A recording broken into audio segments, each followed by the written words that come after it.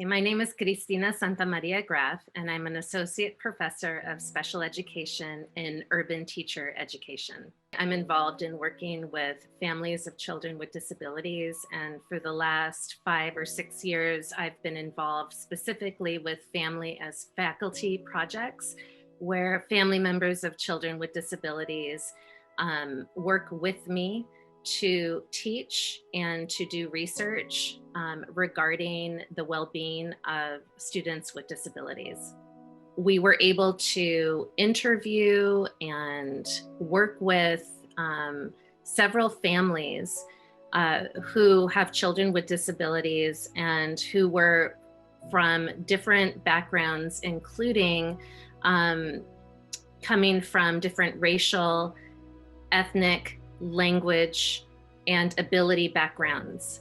And so what we learned from that project and what we were involved in is a multi-tiered structured event where families of children with disabilities worked with pre-service special education teachers on mini action plans that were co-created and co-implemented for the well-being of the child with disabilities. Through the data, what we found is pre-service special education teachers are not always aware of the implicit biases that they carry. They might have really good intentions, but even with their language and some of their actions, they demonstrate to families that they're really pushing them away rather than bringing them into the decision-making that impacts their children.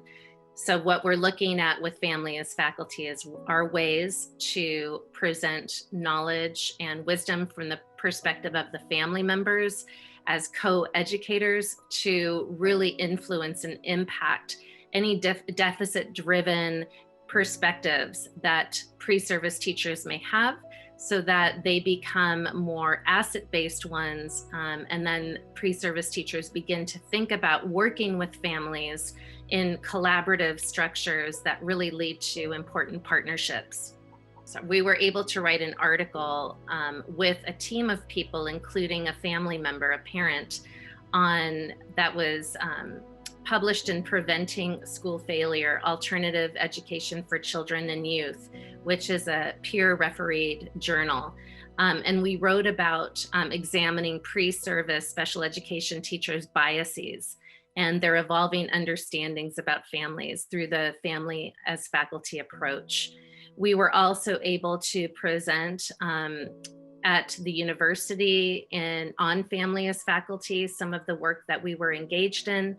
And another part of the block grant, which I really found is really pivotal, is, and this really highlights my interaction with Josh and the type of mentorship that we're engaged in. I see mentorship as not only providing information and guidance, but also learning from others in the process. And from Josh, we engaged in many conversations around identity. And that is an area in which he has been very involved and very interested in for his doctoral work. So part of our conversations were situated apart from the family as faculty study so that I can learn from him his areas of interest.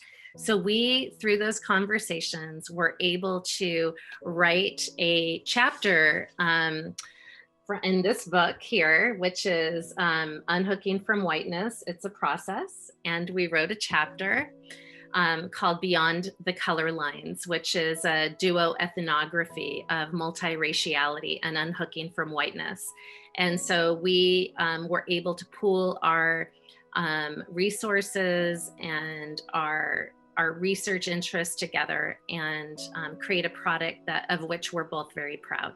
Through the block grant, I am able to take the projects that I'm working with and think about them in terms of the strengths that the graduate students bring to the table, which then allows the project to expand and to go in more depth into areas of the graduate students' expertise. And in that way, the block grant has been really pivotal for my work because I have not only been able to work with graduate students who are learning about the research process through the projects we're engaged with, but I'm able to also learn about different areas that I wouldn't have explored and derive different insights that I wouldn't have even known about had it not been for the graduate students.